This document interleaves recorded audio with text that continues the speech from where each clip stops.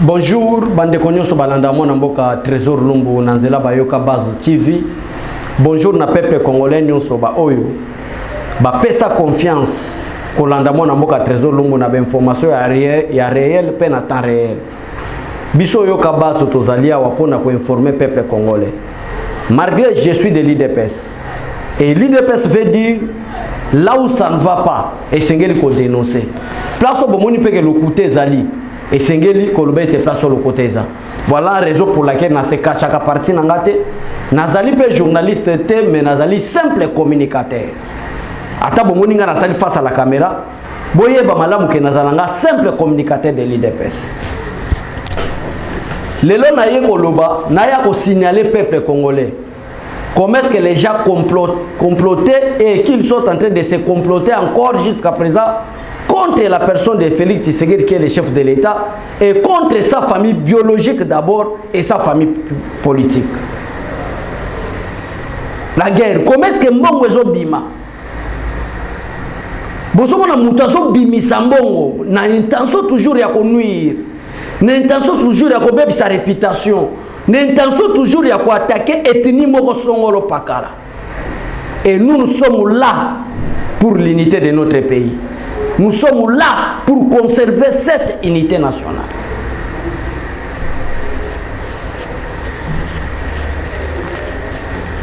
Ataba loba ke ba diaboliza ka famille yango.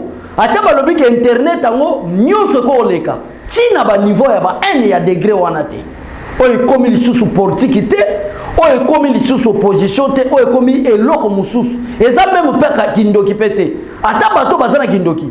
Bajisaka lolenge bandeko oyo ya biso yo opposition bazo a GRT. Parce que congolais nous na mutu akomi kaka kindoki oyo akosanga kindoki te mais lolenge fayulu na totanga na bakombo lolenge Moïse Katumbi lolenge bata FCC à travers leur autorité morale lolenge clan diabolique satanique wana ba ko bata man opposition. Lolenge bazo sala l'opposition wana eza su kindoki te wana eza su NT ne na yo ka bato ba ko lo komi N wana eza su ba attaque te wana komi eloko mususu wana komi eloko mususu contre la personne de son excellence Félix Antoine Tshisekedi Tshilombo, contre les changements, contre le développement de ce pays.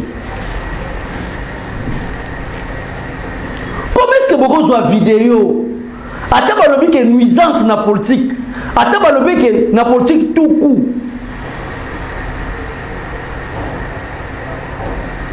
ata balobi ke za politique ango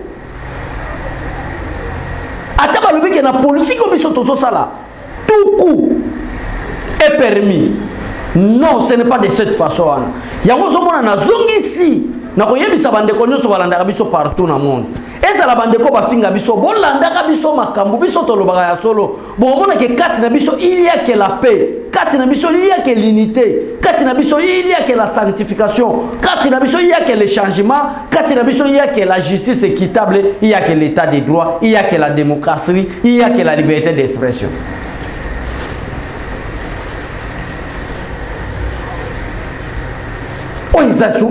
Et comme comment c'est possible? C'est la République démocratique du Congo qui dirige son excellence Félix Antoine Tshisekedi Tshilombo, chef de l'État. Opposition est à Congo. Ceux qui n'ont pas été en France, les États-Unis, même en Afrique du Sud, Ghana, Nigeria, il y a l'opposition. Est-ce que vous avez une opposition? Vous avez les sauter. Bakozo était exemple mususu ya batu mususu te. Est-ce que d'abord notre pays, notre propre pays d'abord, la RDC. Est-ce que opposition à Liboso et bani na Kabila? Est-ce que opposition à Liboso et bani na Fayulu? Est-ce que opposition à Liboso et bani na Moïse Katumbi? Jamais. Il y avait des opposants qui ont opposé contre Mobutu. Même Katumbi bazalaki te, même Fayulu bazalaki te, même Kabila Kutu bazalaka te. Mais qui ont lutté contre la dictature de Mobutu. Mais opposition wana to mona ki yango ezaki na haine lokola opposition oyo ya ba Martin Fayulu bazana ngote ezal na haine lokola opposition oyo ba Moïse Katumbi baso sala te haine komi plus yango zo mona na lobeke ça c'est plus que la haine. Ça, ce n'est plus l'opposition. Et comme il faut koufa, et comme il faut pas bomber Moutou, et comme il faut division dans Congo et Salema, et comme il faut créer guerre yaba ethnie. Tant que vous créez guerre yaba ethnie, vous semer tribalisme et te battre par pour que demain tant que vous dirigez Congo, vous dirigez Banane, vous dirigez Kaba Chouaili, vous dirigez Kaba Congo, vous dirigez Kaba Ngala.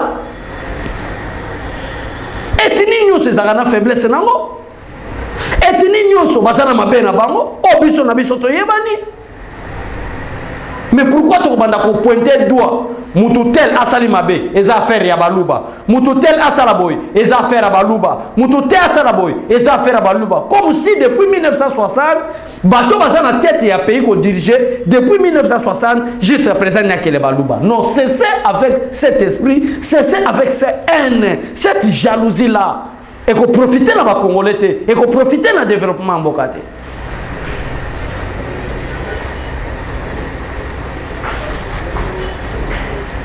Nous sommes là, c'est le logo. Pourquoi nous sommes aboyés? Et bon, plus loin, nous avons poussé ça, ce n'est plus la politique. Guerre politique, c'est la race boyete. Oh, ils appellent sous politique, comme l'homme Moussou. Bakeko Luka, moi, il y a président Félix Tshisekedi. Et l'ongimo ko kokana. Na Anthony elongi moko bazala ba mandefu après prendre moko mais mutu ayebi Anthony ayebi malamu ke mutu ba présenter wana ako sala porno eza Anthony te tout cela ba monde ba bengo diabolisation. Chers Congolais, mutu onyo sa zu projet wana ya ko diaboliser mwana ya président de la République et na kata message bato wana bazo lancer message ya bongo ezakaka baluba ne bazo sala boy ezakaka baluba bazo sala boy passer mo boy so asali erreur ba moni ke asa muluba ezakaka baluba pourquoi ezakaka baluba non chacun mourra à cause de ses péchés muluba moko akobomisa baluba nyonso te mushwaeli moko akobomisa bashwaeli nyonso te mukongo nyonso akobundisa bakongo nyonso te mungala nyonso akobomisa bangala nyonso te. Ça c'est biblique, chacun mourra à cause de ses péchés.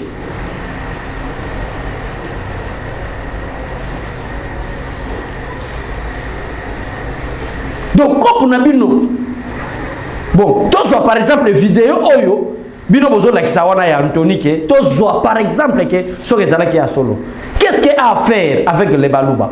Parce que même ceux qui ont une famille à présent Félix Tshisekedi est Moulouba, mais sa femme n'est pas Moulouba. Mais pourquoi toujours si c'était même réel? D'abord, c'est d'abord une fausse information, et une fausse vidéo, mais donc il y a une idée à ene. Na idée ya bato balingi ba panza Congo, na idée ya bato balingi ba semer tribalisme même ba semer haine. Donc nena na logique na bango, oh balingi ba memela makamwana. Que si ces vidéos là étaient d'abord vraies, malgré ces fausses informations, eza lokuta, mais ya wana poussé ba Congolais que soki to ke na idée na bango, nenge balingi ba kende. Qu'est-ce que ces liens, ces vidéos à avoir avec Tribi Luba? Donc il est vraiment logiquement parlant. Tout sur la makambo ya solo. Parce que Félix Tshisekedi, bien sûr, c'est Moulouba. Mais sa femme n'est pas Moulouba. Mais pourquoi ces vidéos-là, il faut attaquer Karatribi Moulouba? Parce que Tshisekedi est Moulouba. Ce n'est pas tout Moulouba qui a bouffé Moulouba Tshisekedi. Moulouba nous sommes engagés dans le palais de la nation. Moulouba nous sommes engagés dans la cité de l'Union africaine. Pour que même Moulouba ait un commerçant ailleurs, à subir les conséquences de Moulouba ou peut-être à Salimabé. Ça, ce n'est pas amener le Congo au développement. Bon, sali ba vidéo ao. Bon, lukina ba serviteur de Dieu à Lokuta. Bon, lukina ba pasteur ya Lokuta. Bon, lukina ba to kutu n'a rien à voir avec la politique. Pour na kokumi sa que Tshisekedi a kufa déjà kalaza la mort. Bazo ko ya ko annoncer ngo. Bon, meli ba champagne. Bon, sepeli. Bon, bengi soi-disant ba prophète ya Lokuta. Bon, kende ko yebisa peuple, Tshisekedi wana kufa déjà. Bon, petit échec. Félix Tshisekedi avec force. Peuple congolais a tel si bino que malgré le Kuta na bino, malgré mitema mabe na bino, malgré sorcellerie na bino eza au-delà ba sorcellerie nyonso ya monde.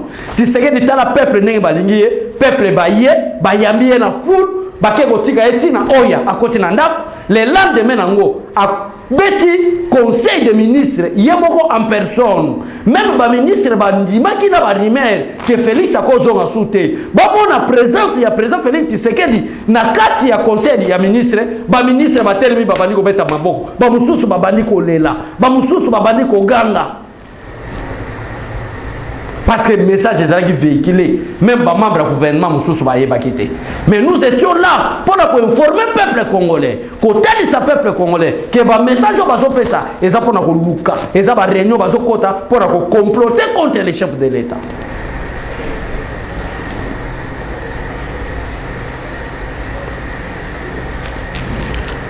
Bon moi ni na ba serviteur de Dieu kenda kotala na ba prophétie lokuta ba pesaki na ba message na bango nyonso balobaki Tshisekedi akozonga soute akokufa bon moni retour en force le retour triomphal oya président Félix Tshisekedi peuple bayambiye malgré batak nyonso bosalaki malgré ba complot nyonso bolinga bosala jour ya retour na ye ya kokende kosala bensandi place Carbia Bessan César pour empêcher accueil triomphal ya président Félix Tshisekedi lelo bo changer dossier. Il n'est plus mort, il est ressuscité. Bon, moi, je dis que message, fausse information, rumeur, na réseaux sociaux par-ci par-là, communicateur, na journaliste, bon, moi, je dis que message, est simbité. Il est ressuscité, il est vivant. Pourquoi chercher la personne qui est vivante? Nakacha bawe. Bon, moi, je dis que vous quittez. Maintenant, vous luki nini? Vous vidéo. Il y a mutu moko akosala porno pour dire violence faite aux femmes. Et bon, zui osali lokola bo zui elongi. Il y a mwana président Félix Tshisekedi botie wana. Mais eloko ezo pesa na kanda na lingana sala ngo émission te parce que ça fausse information. Eloko pesa nga kanda. Ezali vidéo ya ngo ezana nu lokuta. Mutu amo bozo kosa ke mwana président Félix Tshisekedi pe mwana na yete. Mais message oyo bino bozo pesa na kati. Mobilisation osali conformément na vidéo wana. Ezali pona ko attaquer tribu moko. Ce n'est pas possible. Ça c'est inacceptable. Mutu moko akoko ndima te. Comment c'est possible peuple congolais? Nzamba sala likolo na mabe. Quel est le péché on a masala pour nous toutes ces 26 provinces? Est-ce que nous avons salam à Pessabiso Congo, pas à la République démocratique du Congo? Est-ce que nous avons salam à Pessabiso Chouaïli, pas à la Moko, il y a une tribu dans la République démocratique du Congo? Nous avons salam à Pessabiso Bangala, pas à la tribu, Moko na la tribu, il y a la République démocratique du Congo. Est-ce que nous avons salam à Pessabiso Baluba? Basa la tribu, moko na kacha ba tribu ya ba Congo. Mais au juste c'est quoi? Quel est le projet ou quel calcul bozo sala par rapport à la vidéo à l'okuta, bozo se mobiliser contre ethnie moko? C'est pour aboutir en quoi? Est-ce que tous ces messages que vous êtes en train de véhiculer dans les réseaux sociaux, ça va maintenir le développement? Non, peuple congolais. Il y a des ministres qui sont là-bas. Oh, bah, ça, la moussala malamu. Bah, Tony, moi, bah, qui sont là. Bah, Nicolas Kazadi, qui sont là. Mais personne n'en parle. Mais ceux qui vont se vidéo moko, soit c'est un serviteur de Dieu, soit c'est un politicien, soit c'est un homme moko ayebana. C'est toujours des tribus qui empêchent le développement. Non, c'est faux et c'est faux. C'est un message pour le moment. Le pays qui a été dirigé par les étrangers, bande des étrangers, avec un objectif précis de balkaniser la République démocratique du Congo. Pour le moment, face à tout ce qui s'est passé dans le régime, il y a Joseph Kabila. Tout ça, il y a division. Tout ça, il y a guerre, il y a unité. Tout ça, il y a guerre clanique. Tout ça, il y a unité nationale. Pour sauvegarder l'unité nationale. Attends un centimètre, dès que vous avez une guerre ethnique, guerre, il y a un clan, guerre, il y a bicolo, besoin à niveau national, ça va empêcher tout à fait le développement.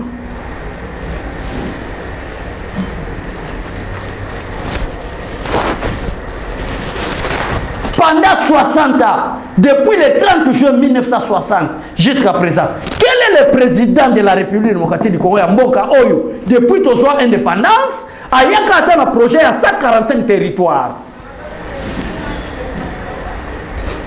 Parce que le développement commence au niveau de la base. Le développement, c'est au niveau de la base. Le développement, ce n'est pas à Kinshasa ici, non. C'est au niveau de la base.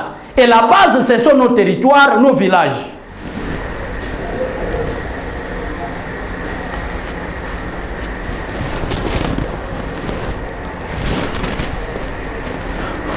Mutu obozo combattre muluba wana. Mutu obo luka kili wana ye. Mutu obozo luka famille na ye panzana. Na kotia ba video moko ya mwana mobali moko azosala. Mutu obozo se comploter contre ye. Mutu obozo kanela. Mutu obozo na ba projet ya koboma. Kaka ye wana. Félix Antoine Tshisekedi Tshilombo. Kaka ye moko ye wana a lancé opération ya 145 territoires. Est-ce qu'elle a lancé opération à territoire ya Kasai? Non. A lancé opération à territoire ya Bandundu? Non. A lancé opération à territoire ya Bangala? Non. A lancé opération à territoire ya Bashwaili? Non. A lancé opération de 145 territoires. Cela veut dire la République démocratique du Congo tout entier est composée de 145 territoires. Et le développement doit commencer au niveau de ces territoires. En opération 145 territoires. Mais dans le message, le projet Zalaki, tout ça, la Félix Antoine Tshisekedi a beaucoup d'État. Dès qu'il a continué à pouvoir, il a 6 mois. Et ça, le projet, même moi, je sais déjà que le projet a coup d'État. Boluki na coup d'état, boluki, bolandie na Maniema, bolandie na Goma, botindi ba mercenaires tina Goma, ba book avion, mais bozo posta na ke mwana nkoya zankoi, mwana liyo za liyo. Bosali ba projet nyonso, ba calcul nyonso bosali ya coup d'état. Lelo Félix Tshisekedi azana okende na 4e année na pouvoir, ba coup d'état na bino nyonso ke na mai. Bomoni na coup d'état bokokite. Botinda ba mercenaires tina niveau ba aéroport. Botinda ba mercenaires tina voyage mobengo au président sala ki na Goma. Bomoni ba projet nyonso basaki na ba coup d'état. Projet nyonso ya kobeta président Félix Tshisekedi Masasi akufa. Bomoni ke simbité. Boye na deuxième projet d'institution constitutionnelle. Que le président Félix Tshisekedi une infraction à haute trahison conformément à l'article 165. Oh bon projet Janine Mabunda na Alexis Tambwe Mwamba. Moi je suis fier que pouvoir ne route pas ensemble. Parce que Nzamba Loba na commune a 1000 tombereaux à gauche, 10 000 tombereaux à ta droite. Mais toi tu ne seras jamais atteint. Ça c'est la parole de Dieu. Ba projet coup d'état pour mon qui va s'aller quitter. Boye na ba projet à destitution constitutionnelle. Bon quand la président Félix Tshisekedi une infraction, bon pesi projet wana na président ancien président cour constitutionnelle Benoît Luamba aboyi ko sala ngo akima akenane na Belgique que son âme repose en paix akokufa kuna. Bon monique na président ya cour constitutionnelle ko simbate. Boye na projet ya Janine Mabunda na Alexis Tambwe Mwamba. Lelo Janine Mabunda na Alexis Tambwe Mwamba bazate bakenda. Bakalkila mabe. Boye maintenant na projet. Boye maintenant na projet ya liwa. Ya opération. Na Belgique na Saint-Luc. A kozonga lisusu te. Ba mususu ba komi ko commenter na ba réseaux sociaux. Que famille Tshisekedi bazala kokima. Félix Tshisekedi wana yena famille mobile. Bokomi na suka. Boke kozwa vidéo. Ya mutu moko soka zape po couleur wana za couleur ba congolais te. Poso oyo botie vidéo wana za poso ba congolais te. Boke kozwa soki sénégalais. Boke kozwa soki camerounais. Azalaki ko sala film porno na ye, boye ko tia yango ke eza famille Tshisekedi. Bomoni kuna tozo balaye yango ezo lekate, maintenant bokomi ko attaquer ethnie Luba comme si tout mon Luba bouffe l'argent du président de la République. Non, ça sera inacceptable. Nous sommes là pour défendre à chaque instant, à chaque moment. Il y a plusieurs pasteurs. oh bamusu basala mabe qui ne sont pas de baluba. Mais pourquoi ce que ça a commis côté vous jouez l'autre outil na religion vous menez à la politique parce que mutu azana sommet à l'état c'était muluba mutu notre parce que le fait que Félix Tshisekedi est muluba de père et de mère pasteur mo so azana muluba sali mabe bolongoli na religion vous menez na politique parce que à la tête du pays c'était muluba biso peut côté le melango tina soka. Merci na bandeko nyoso balanda biso tozalaki na tamu ko à expliquer peuple congolais que ozo sangisa biso eza plus grand que ozo divisé biso to sangana to tonga Congo moko uni fort et prospère nde Congo ko tombama dignité à congolais kozonga valeur kozonga mais to zoate biloko eza religion to meme yango na politique ou soit to zoate mutu no sa muluba to commissaire gazande ko Félix Tshisekedi parce que Félix Tshisekedi za muluba ça c'est non ça c'est nous ne voulons pas les changements ça c'est nous ne voulons pas les développements que Dieu vous bénisse au revoir et à tout à l'heure.